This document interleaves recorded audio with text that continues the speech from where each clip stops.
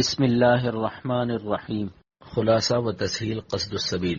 مصنف حکیم الامت مجدد الملت حضرت مولانا اشرف علی صاحب تھانوی رحمۃ اللہ علیہ۔ تلخیص و تشریح حضرت مولانا مفتی محمد شفیع صاحب رحمۃ اللہ علیہ۔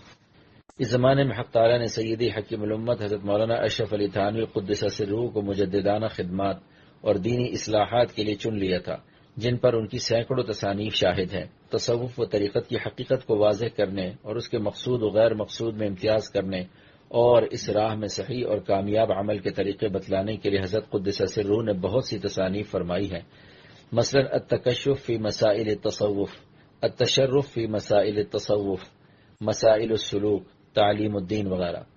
پھر ان سب تحقیقات کا ایک مختصر مجموعہ اور سالکین طریق کے لیے ان کے مختلف حالات کے اعتبار سے الگ الگ دستور العمل ایک رسالے میں بنام قصد السبیل تصنیف فرمایا۔ پھر اس کے ساتھ تصوف و طریقت کی حقیقت کو واضح کرنے اور اس کو آسان کرنے والے چند مضامین کا اضافہ بطور ضمیمہ فرمایا اور مجموعہ مضامین کو خمسہ تصوف اور 5 حادثہ باطنی سے ملقب فرمایا۔ یہ رسالہ رجب سن 1350 ہجری میں شائع ہوا۔ چونکہ اس رسالے کی زبان علمی تھی، کم علم لوگوں کو اس سے استفادہ میں دشواری پیش آتی تھی، اس لیے حضرت حکیم الامت قدس سرہ کے قدیم خلیفہ اور صاحب کشف و کرامات بزرگ مولانا شاہ لطف رسول صاحب نے حضرت کی اجازت سے اس رسالے کی تسہیل آسان زبان میں لکھی، جو بنام تسہیل قصد السبیل بار بار شائع ہو چکی ہے، جس کے ساتھ کچھ اہم مضامین بطور ضمیمہ شامل کیے گئے تھے، لیکن آج کل کچھ تو علمی استعداد کی کمی اور کچھ لوگوں کی سہولت پسندی نے ایسا کر دیا کہ وہ کسی رسالے کو پڑھیں، پھر اس کے ضمائم کو الگ دیکھیں، پھر سب کے مجموعے سے کچھ نتیجہ نکالے، یہ سب سخت مشکل ہو گیا۔ نتیجہ یہ ہوا کہ اس طرح کے لوگوں نے بزرگوں کے ان علمی جواہر پاروں کو دیکھنا کم کر دیا۔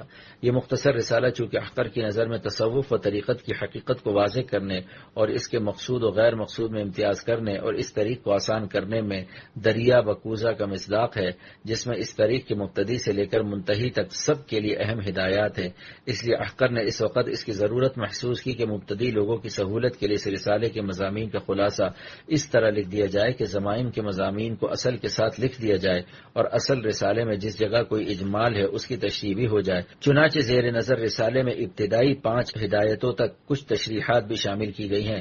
6ٹھی ہدایت سے آخر تک تقریباً تسہیل قصد السبیل کا پورا مضمون اسی عبارت میں لکھا گیا ہے، اور یہی مضمون دراصل اس رسالے کا مقصود بھی ہے۔ یہ خلاصہ مبتدی لوگوں کے لیے لکھا گیا ہے، اس کے مطالعے سے کچھ مناسبت پیدا ہو جانے کے بعد اصل رسالہ قصد السبیل کا پورا مطالعہ بھی نہایت مفید ہے۔ واللہ المستعان وعلیہ التکلان۔ بندہ محمد شفیع عفی اللہ عنہ، 5 جمادی الاولی 1394 ہجری۔